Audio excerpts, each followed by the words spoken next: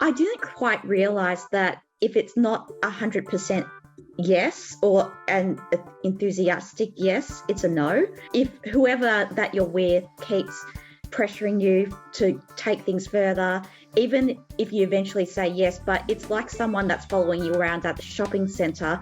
If they keep asking you to buy something, you'll eventually give in. Something like that, it's coercive control. And I think that's something I have experienced, and probably a lot of women have experienced that, and they don't really realize that there is something wrong with that. This is episode number 520 with Liv Arnold, Sexual Consent and Improving Mental Health. Hi, everybody. I'm Sandy Weiner. Welcome back to Last First Date Radio, where we believe it is never too late to go on your last first date. And if you'd like support on your journey to lasting love, I wrote a book, and it's called Becoming a Woman of Value, How to Thrive in Life and Love. And it's filled with tons of tips and tools and exercises to help you step into your value and become much more confident in all areas of life, especially in the area of communication and like really owning your worth. And every week I bring you a tip on how to become a woman of value. This week's tip is step number 21, which is your past doesn't limit you. And we go in order with these tips because I have 30 of them in the book. And it's always interesting how I can tie it into the week's episode. And I think that with this episode that we're going to be talking about sexual consent and mental health and harassment and all those things, a lot of times if we've had a rough past, and many of us have, we think that's it. You know, I was born this way, or I've had a really bad experience, or I've been abused in the past, or I tend to always attract the same kind of partners. And I'm telling you, based on my own experience and the experience I have as a coach for almost 15 years, that your past is not a determinant of your present or your future. It's the work that you do to clear your past so you don't carry it with you. And so my challenge for you this week is to look at where you might be holding yourself back and thinking that I am this way because of something that happened in the past, and reframe your story so you can begin to create a new path towards your future. And before I bring Liv on, I want to invite you to join my fabulous Facebook group. It's called Your Last First Date. We have so many podcast listeners who join us. So I'm really grateful to all of the people who've come over already. We have about 3,600 women in there, and it's a really active group of women over 40 who are interested in self-growth, who are not interested in just coming and complaining, which is what happens in most groups for single women. And we actually have women who are married now and who stay in the group because the support is so positive, and it's still it adds so much value to their lives. So join us over at Your Last First Date on Facebook. And now for my guest, Liv Arnold. She has worked as a copywriter for several global companies, and she now runs her own freelance business. She lives in Melbourne. She's from Melbourne, and she's there with her husband and their dog, who she calls this spoiled dog who only eats freshly cooked meals. She's the author of the novella Law and Disorder and the novels Etched in Stone and the new novel. And both of these books are part of her Invested in You series. She is a regular contributor to Cosmo, and she gives advice on sexual wellness. Welcome to the show, Liv. Thank you for having me, and I'll definitely join your Facebook group. Oh, great. So tell us about the new book, Stepping Stone, and a little bit about what it's about, but also why you wrote it. I wanted to write an edgier romance, so one that addresses real-life issues such as PTSD, anxiety, depression. The main male character, he has PTSD from being in the war in Afghanistan, while his estranged wife, she's sort of dealing with her own sexuality. So since they're separated, she's been exploring that a little bit more.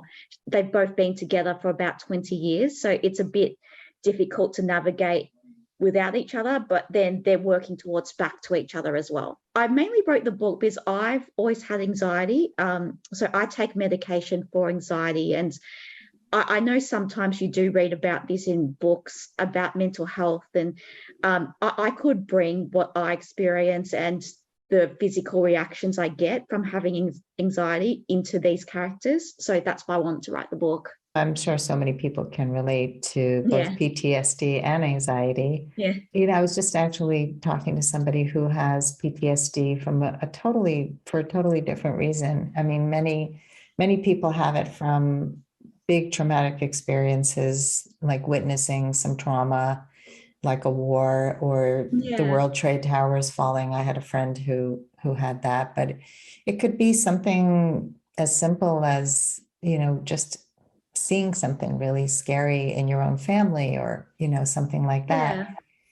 But, and the anxiety, I'm actually giving a speech tomorrow night about my first panic attack because I want to bring some awareness to the fact to like normalizing panic, anxiety, claustrophobia, all the things that so many people are Yeah. embarrassed to talk about. How did your anxiety show up in your life? I think it's something I always had, but it wasn't diagnosed until about 10 years ago, because I remember even when I was in primary school, I could never get to sleep that well because I would be stressing about made up imaginary things that I thought could happen, but never actually did, or I would keep spiraling into the worst case scenario.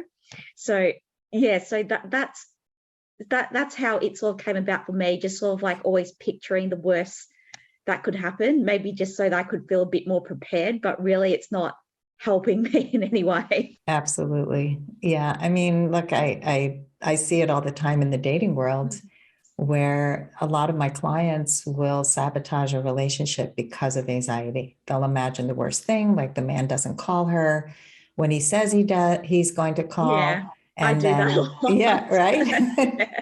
Oh my God, he doesn't love me anymore. He found another woman. He's, he got hit by a car. We can totally make up stories. And so do you Yeah. have tools that you use for your anxiety, besides the medication, do you have a way to reframe or, to put those stories into reality instead of just your fantasy? Well, I found writing has really helped me because I think it's better than therapy and any medication, personally for me, because when I'm writing, I get taken away from whatever I'm worrying about, and then I'm sort of brought back into the present with writing about made up characters, fiction, fictional stories. So that helps me bring me back to the present. But recently I discovered the Wim Hof challenge, where you do the cold showers and the breathing exercises. And the cold showers are pretty brutal, doing 10 minutes a day. But the logic is that if you can withstand the cold, you can withstand people's harsh criticisms. And that's what I find. Yeah, my son-in-law was totally into the Wim Hof challenge, and Yeah. he was taking cold shower, he was taking ice baths, and Yeah. oh my God, yeah, I'm your scared to get body. into that. Yeah, I can't even imagine. I mean, I'm always cold. Like so Yeah. in the winter, I'm like in baths all the time. Well, your winter I'm is our summer, but yeah. Yeah, well, it's winter here now, and I'm always cold as well. So at nighttime, I sleep with the electric blanket on high throughout the whole night, even though I know that's probably not good, but yeah, that's just what I do. Yeah. So to go from that to ice cold showers is Yeah. quite a feat. Yeah. But I like what you said also about being kind of brought into the present and focusing on something Yeah. else. And I think that's a good tool for a lot of people to take away, to even journal. And if you're not a writer like you, but to actually Yeah. journal or write about something else, or find a way to distract yourself from the Yeah. worry, even taking a walk, being present in some way, getting in nature is really helpful. Well, I think one other thing is I do journal at the end of the day. So even if it's a few sentences, I write what I'm grateful for. So just a few things I'm grateful for during the day, just so that it keeps bringing me back to the present. Yeah, gratitude is huge. Yeah. It's a really great way to not only be present, but to get out of your head and to see what is true and what is good in the moment instead of what could be or what might not be, or just whatever your brain wants to make up. We're going to dive into a heavy topic, to sexual harassment, because you, like many women, have experienced harassment, sexual harassment. Can you share a little bit about your story? I think when I was younger, I didn't quite realize that if it's not 100% yes or an enthusiastic yes, it's a no. If whoever that you're with keeps pressuring you to take things further, even if you eventually say yes, but it's like someone that's following you around at the shopping center. If they keep asking you to buy something, you'll eventually give in. Something like that, it's coercive control. And I think that's something I have experienced, and probably a lot of women have experienced that, and they don't really realize that there is something wrong with that.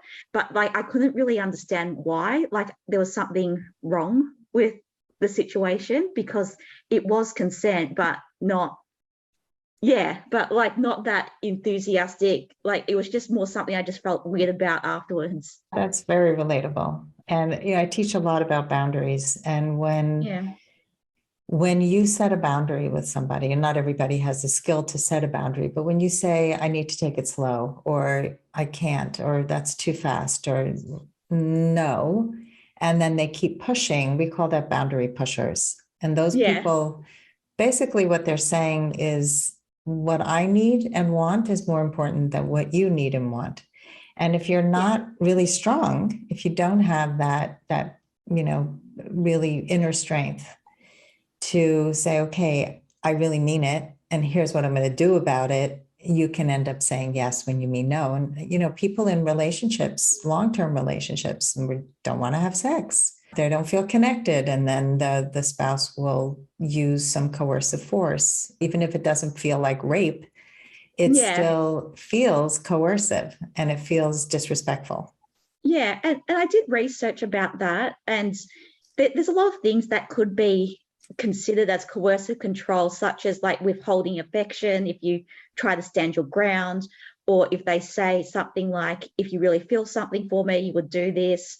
Like, so there's a lot of lines that they could do, or like they could just even just subtly just sit away, and then you sort of feel like uneasy about everything.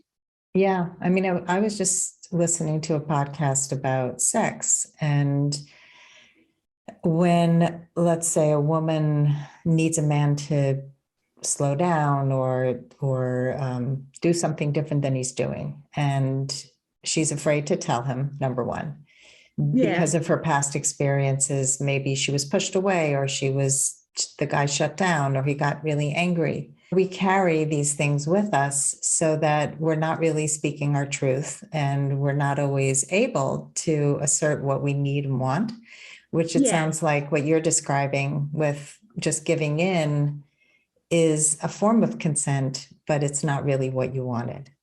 Yeah. And I think that's why some women, like when that happens, they feel like it's not quite right that happened, but they don't really know the reason why. And I think only when I Googled it and I researched it, then I started to put the pieces together a bit more, and why it sort of felt wrong at the time. I think even past dating experiences that can carry on to your future relationships, like talking about PTSD beforehand, even that could happen with past relationships as well, because you think that could happen in your future relationship. Let's take a quick break to hear from our sponsors.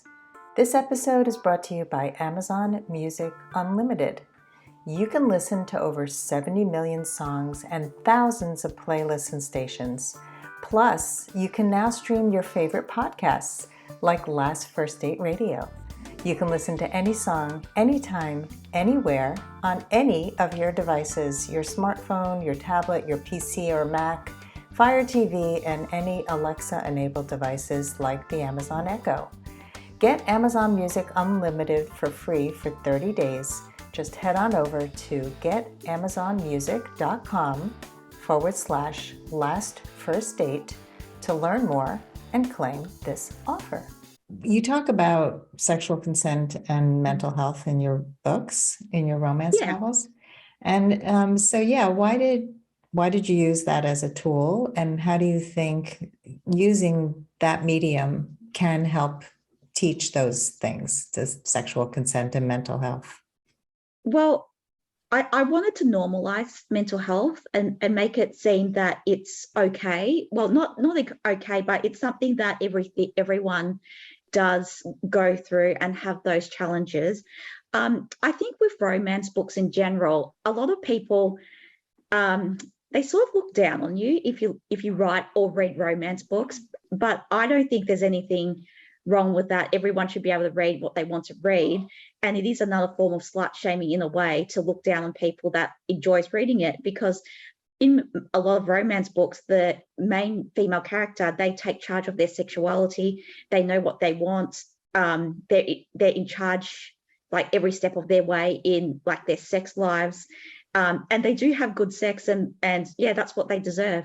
So you basically are creating these characters who are empowered. Yeah.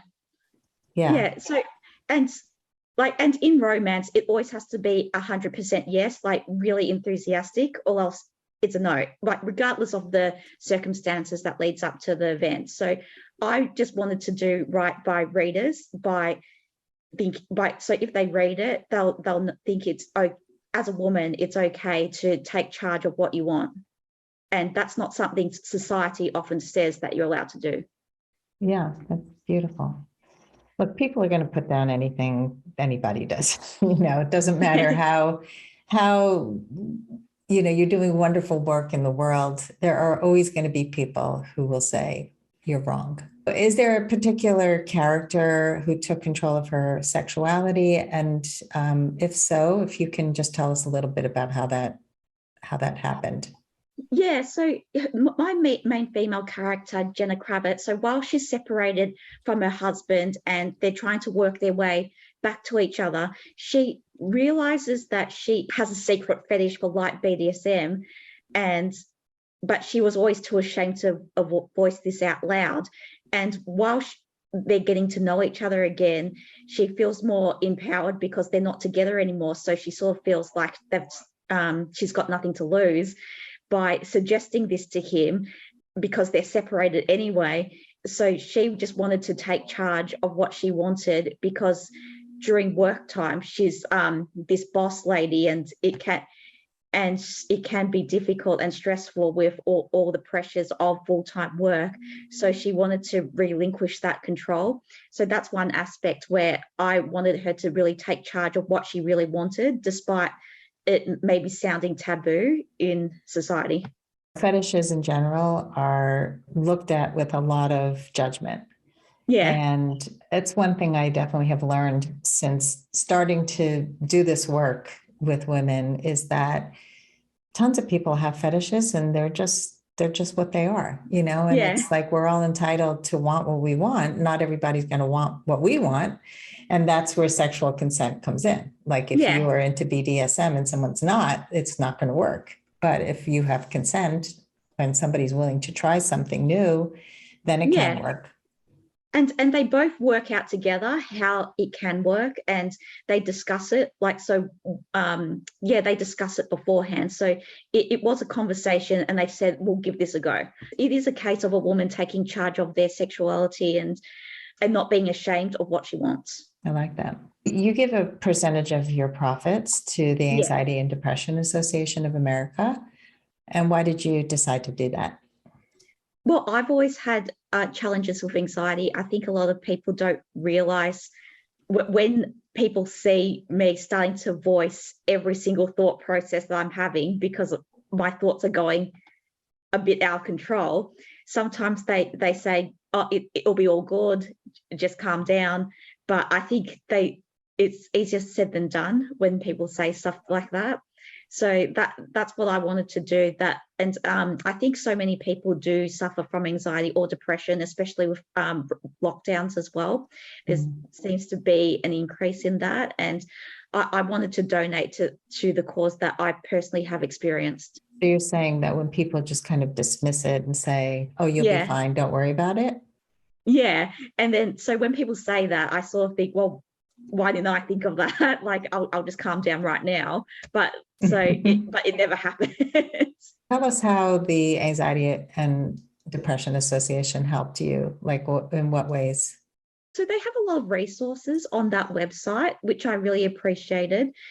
And it also shows that you're not alone when going through this, because you do see that a lot of people at some point in their lives, they go through mental health challenges. I grew up with a bipolar father Oh, who had a lot of depression, and mostly depression. I wouldn't see the manic side very much, but he would dip really low. And my parents got divorced when I was getting married. So like at the same time, they were totally dealing with their own stuff. And I remember my father calling me and telling me how awful my mother was, and I had to set boundaries with him.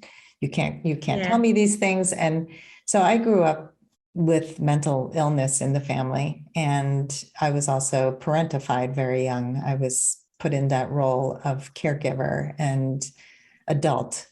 And Yeah. so I, as a parent, was very aware of mental health and mental illness, and really wanted my kids to grow up with as healthy an environment as possible. And of Yeah. course, we all do our best, and my kids have their own struggles, but I think I raised them in a family where all of their needs mattered. And I think they felt loved just for who they were, not what they achieved. And we never focused on, oh, if you don't get an A, you're not a good person. That causes a lot Yeah. of anxiety. But I see the anxiety now in some of my kids, and some of them are really working on themselves, and some of them are just now becoming aware. But I Yeah. think that it's just so important not to stigmatize any of this, like to be able to speak openly. And I like that your book does that, and that you're doing that you're speaking out to support people, to let them know they're not alone. Yeah. And yeah, and especially the pandemic. I mean, so many people were suffering the last few years, and still without having socializing, without getting the support they need. I mean, just getting out into society again is also traumatizing for a lot of people. Yeah. Well, it's interesting that you say that you grew up with mental health challenges within your family, because when I was younger, so my mum's a hoarder. There's toothpaste everywhere. There's toothpaste on the walls, on the ceiling.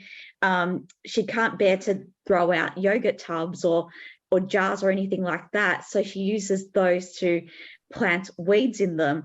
And she pretty much has a use for everything, even rubbish. She uses this to put around the garden because she thinks it stops the weeds from growing. And when I was younger, I sort of thought this was normal. I didn't realize that this could have been a mental health challenge that she was going through, and it was a sign of anxiety. Yeah, and I think many people who grow up with homes that are different in very unhealthy ways, they don't realize that it's really not normal, because to them it is normal. And I think Yeah. that was one of my biggest learnings was after my divorce. I read a book about how to stop attracting emotionally dangerous men. And there was a whole piece in the beginning about how did you grow up and what did you accept as normal. And if you have had experiences where you accepted certain behaviors as normal because maybe your feelings were dismissed, maybe what you experienced in your home was abuse on a level, or sometimes on a big level, Yeah. and you didn't see that as wrong, like you just saw it as, well, that was what I experienced. And I personally, even though I couldn't name what I was feeling, I knew something better existed, and I would gravitate towards homes that had less chaotic environments. My Yeah. best friends had like the most stable homes where it was just parents who loved their children and would pay attention to them. And I think that some of us have more resilience and others don't. And as we grow into adulthood, it comes back, right? Because our body holds the truth, and we really need to deal with whatever trauma we've grown up with. Yeah. Well, when I was younger, I was just used to just stepping over rubbish. I didn't realize that was something that wasn't normal. And I only one time when some of my friends came over, they asked me if we just moved to the house. And it was like, and I said, no, we've been here for at least 10 years. And so that was when I realized maybe something wasn't quite right here. Yeah. But yeah, you can laugh about it. But yeah, but there's a lot of anxiety there. And yeah. yeah, I have a brother who's a hoarder. Mental illness shows up in many different ways. I think if it's not blatant, like you're not getting hit, you don't see it as abuse, or you don't see it as abnormal or chaos. Chaos is present in a lot of people's homes.